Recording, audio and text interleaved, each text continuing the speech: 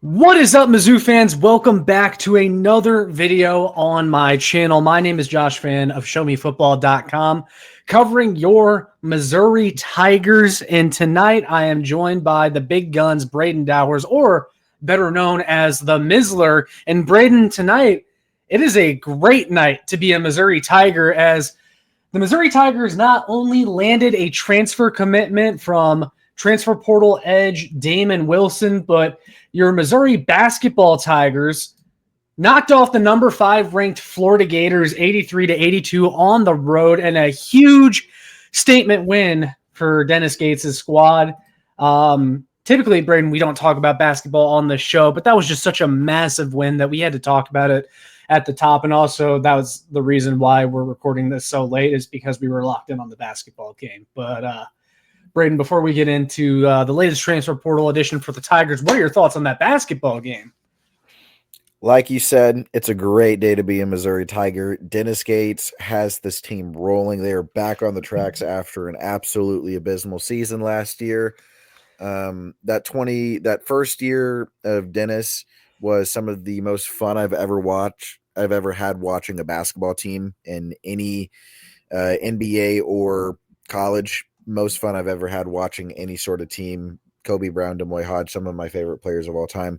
But for Mizzou to knock off 2 top 5 teams in the same year it's nice to be back in, feel like Mizzou's going back to its roots and being a basketball school under which they were under Norm Stewart. This is their first road top 5 win since 2012 against Baylor, which is when we were still. I think that was our first year in the SEC. But it's good to see us return to this dominance on the basketball court. And it's also good to see that Eli Drinkwitz is keeping this train rolling in the recruiting class that he's getting out of this transfer portal, putting together one of, if not the best transfer portal class in the country. Yeah, so I mean, they were ranked number 2 last time I checked on the On3 transfer portal rankings for the teams. They were right behind Texas Tech for the number 1 portal class in the nation. I have to imagine they move up a slot after landing 5-star edge Damon Wilson. So I'll flash it up there on the screen one more time. I know it's a little small as far as reading the text, but you get the point why it's up there. But he was the number 1 edge available on On3 out of all of the transfer portal. And he also ranks as a top 5 player in the portal. He's coming over from the Georgia Bulldogs, where he totaled 22 tackles, 3 sacks, 2 forced fumbles, and 2 fumble recoveries this past season. And what I can tell you about him off the bat is that this is a guy that the Georgia Bulldogs did not want to lose. Whenever he first hit the portal, I remember seeing it hit the Power Mizzou board. But I mean, look, a lot of the top transfer portal players that enter, it's like all of them pop up on there, but it's only a select few of them that Mizzou actually pursues or even has a chance with, right? But then all of a sudden, Gabe Diarman of PowerMizzou.com reported right at the end of the weekend that Damon Wilson was on campus visiting Missouri. So that was the first indication that they had a chance of adding a player like this. And then Ohio State was the other school that was lurking, and Damon Wilson visited there earlier this week. And that was a school that recruited him heavily out of high school as well. The thought was they were the favorite. Steve Wiltfong immediately put in a crystal ball prediction for him on On3 to land at Ohio State. But coming out of that Mizzou visit, there were rumblings that Mizzou made the best initial impression and that it was going to be hard to beat because they were offering the most money and the most playing time, the best fit for Damon Wilson. And those are his reasons for transferring from Georgia. And I did want to pull a quote from this article, and this was written by Ryan Wright on recruitingnewsguru.com. But Damon Wilson, he had an interview with him following his visit to Mizzou, and he talked about his time in Columbia. And what he said about it was good. They were showing me film on Johnny Walker. I would be replacing him. They would have me in that role, disrupt things, get in the backfield and making plays. That seems to fit my skill set. And from what I understand, Damon Wilson's main gripe with Georgia and why he ultimately decided to enter the transfer portal is because he felt like he was being relegated to only a third down pass rusher, and he feels like he's capable of a lot more than that. But that was also a reason why Georgia fans were upset to see him leave, because it sounds like he was in line to start for them next year. And Brayden, most of the time, you'll pretty much take a guy that's slated to start on the Georgia Bulldogs defensive line. Am I wrong? No, you're not at all. I mean, if you're going to be getting starting time at Georgia, you can get starting time anywhere in the country. So it is truly a massive get. You said a massive win for the Tigers earlier, and this is a massive get. That's a term that you've coined and kind of taken off with. Massive. But this is probably massive get, Josh. Massive get. Massive. This is probably outside of the Bo Pribula and I would say Keon Coleman, like adding Kevin Coleman. Yeah. Adding Smith is going to be a really good boost to this defense that is losing Johnny Walker. And something that you didn't mention in your little spiel there was that Darius Smith, who tore his ACL or tore his Achilles, I forget which one, in camp last year, he's going to be back. So we're going to have 2 Georgia Bulldogs. So you got to think that there's at least some sort of chemistry there, or at least they know each other to some extent. Yeah, Darius Smith did post about it earlier on his social media, hyped about the addition. So you got to think that those 2 guys have some sort of connection, and having both of them on the edge the majority of the time. And I know Zion Young's still going to get a lot of playing time, and deservedly so, because he's a dog. But if Wilson does replace Johnny Walker, like we're going to have him for the next 2 years, most likely, unless he just goes completely off this year and somehow gets drafted as a junior, which I don't know how likely that is. But if he is one of the top premier disruptors in all of college football on the defensive line, and then we have Zion Young rotating in, Darius Smith rotating in, and then up the middle we have Chris McClellan, this defensive line is shaping up to be really, really, really nice going into next season. Yeah, that's my thing, man. I wish this was something that all of my teams would do, and it's something I've wanted Mizzou to do for a while, and it seems like they're finally starting to do that and starting to have this model where you just have a plethora of guys that can get after it. I mean, you just mentioned a bunch of them, but like that's not even mentioning all of them. So like you have Zion Young who's returning. He's a stud. You're going to have to fill the shoes of Johnny Walker, and that'll be tough, but it's a lot easier with a guy like Damon Wilson, who was slated to start at Georgia next season, had 3 sacks this past year, was able to get in the backfield a ton. And this is another dude that, similar to Darius Smith, although Damon Wilson did play a lot more than Darius Smith, but similar to Darius Smith, he's an athletic freak, another athletic freak on this defensive line. And between like Darius Smith, Damon Wilson, and Chris McClellan, like there are a bunch of freaks on this line, like just guys that can absolutely get after it.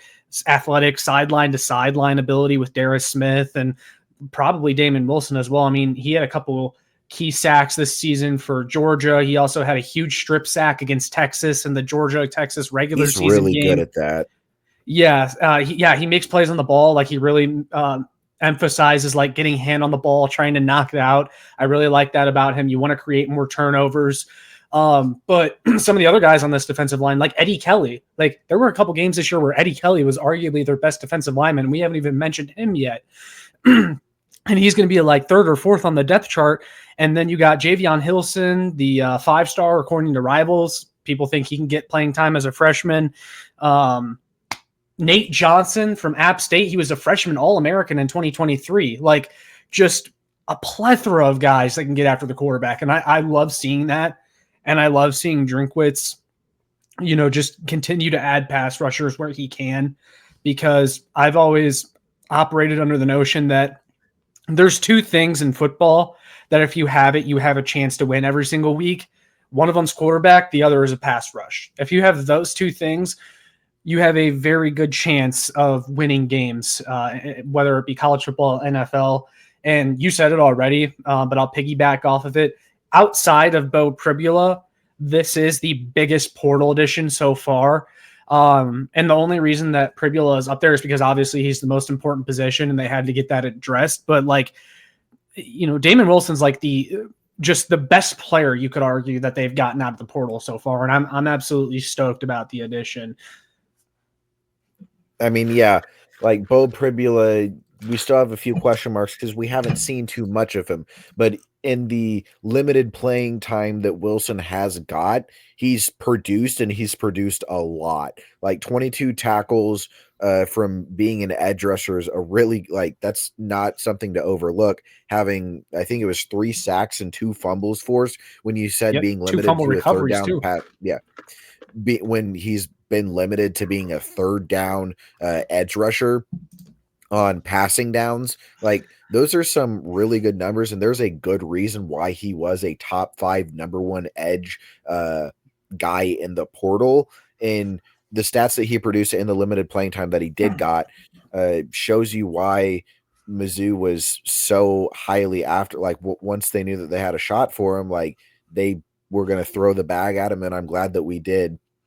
And with just the sheer amount of depth that we have, if Darius Smith doesn't come back from injury very well, we still have Zion Young, we still have Eddie Kelly, we still have the All-American from App State. Like just so much depth. It's so nice to have because you have so many options that you can just rotate in nonstop throughout the game and just wear down that offensive line with a bunch of guys that are super fresh and able to get to the quarterback, because nothing is more satisfying than it being first and 10 and just boom, immediately sacked, and it kills a drive. Yep. And though we haven't added too much to the secondary, we've made some additions. They've added a lot to safety. They've added a lot to safety, and I think that's where we're the weakest at, because Marvin Burks kind of struggled last year, and we've added a lot of safety help. So if we're able to cover more down the field and we're able to lock up just a little bit more, not like too much more, because I still think that the secondary was a strength last year and they are still solid. They are still a good unit. But if they get just that little bit better with how much better this pass rush has improved, this defense is going to be absolutely lethal under Corey Batoon. And I'm really excited to see where it goes. Yeah, I mean, this defense is really, rounding into shape in the transfer portal. It was an area in which, like, if you looked at the numbers, they said that Mizzou's defense was pretty good, but it felt like they were kind of a mixed bag from game to game. And the secondary was a big question mark, but they've hit secondary. And like, I apologize to you guys that are listening, but like, I wasn't able to find time to make a video about Jalen Catalon, the All-American from UNLV, the safety formerly of Arkansas, that Mizzou got. Like, that was a huge get. They've attacked UNLV safety guy. Yes, Jalen Catalon. I completely forgot about him. He was a complete if you want to talk about him really quick, he was an absolute dog. Because I watched a lot of Boise State this year. Because massive Ashton Genty fan.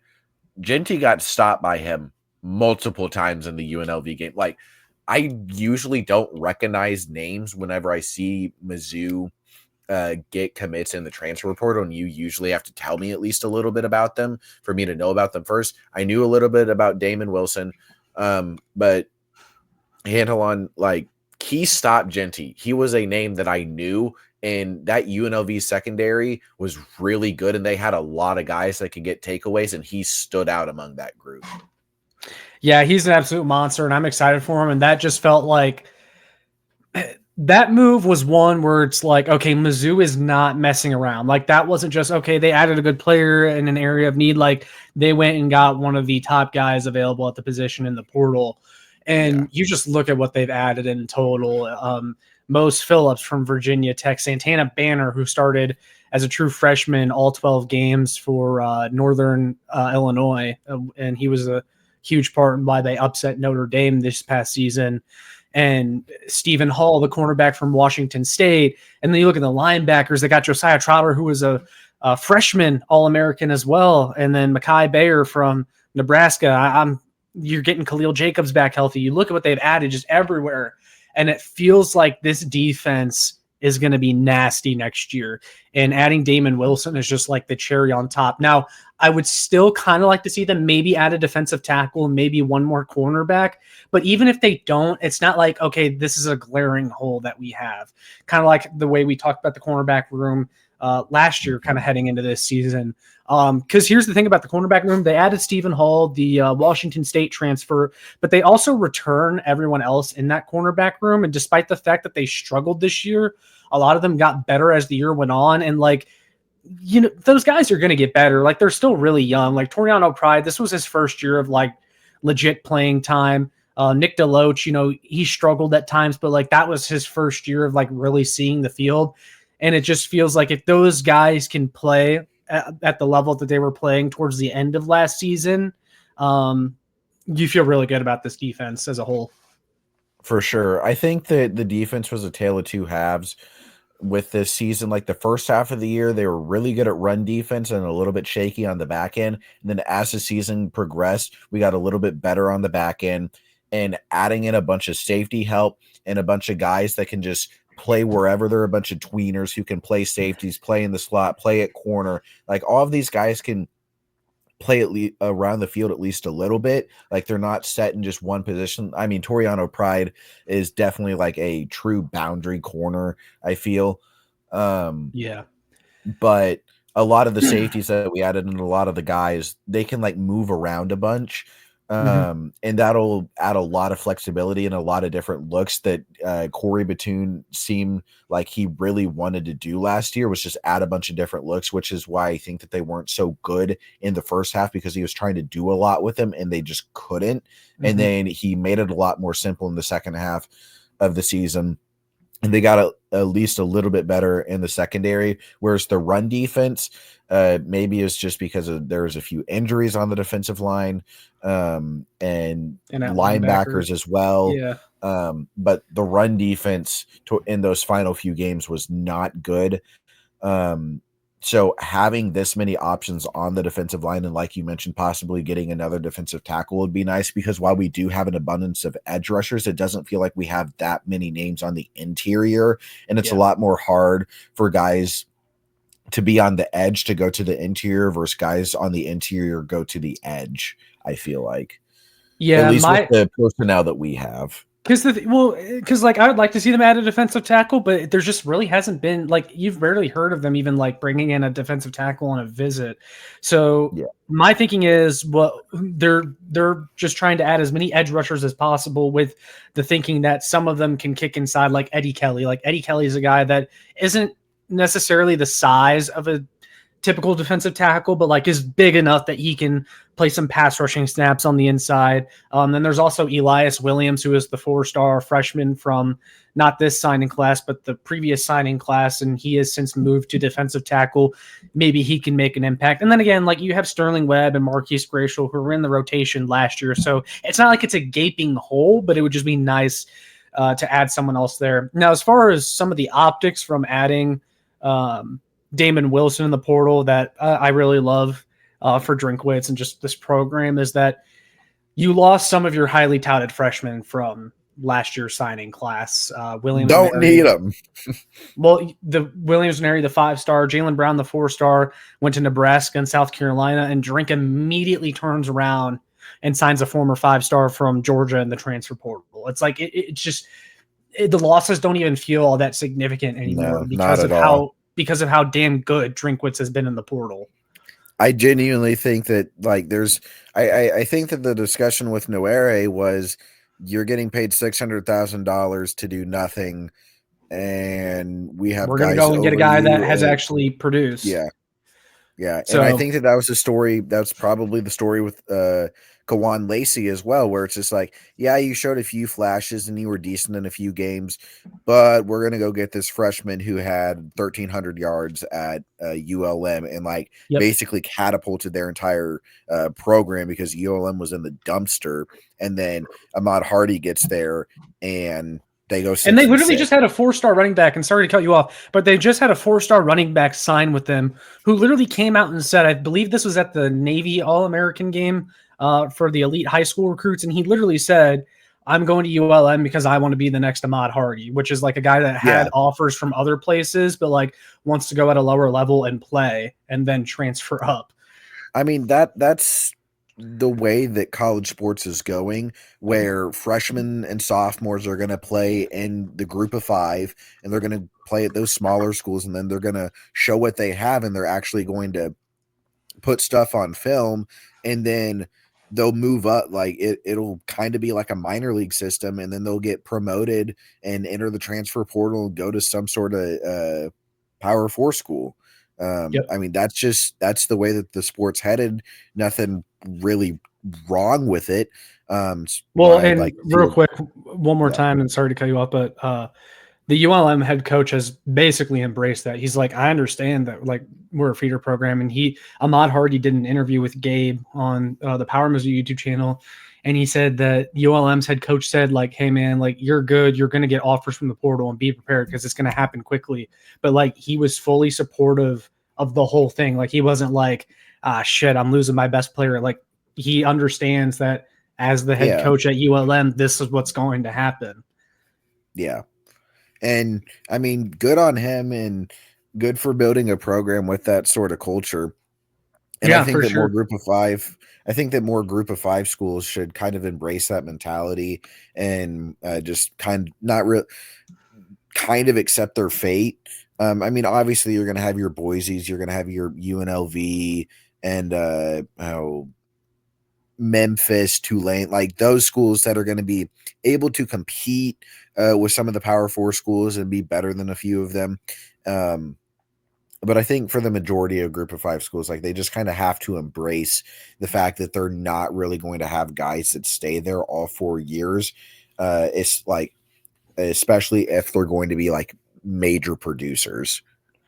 Yeah, and I mean, well, and he said in return, like, you're going to have guys that were highly rated out of high school and went to a Power 5 school and then dropped down the depth chart, and now they want to turn in their NIL deals so they can get those 25 to 30 carries at ULM. So, like, there's still a balancing act in all of it. For sure.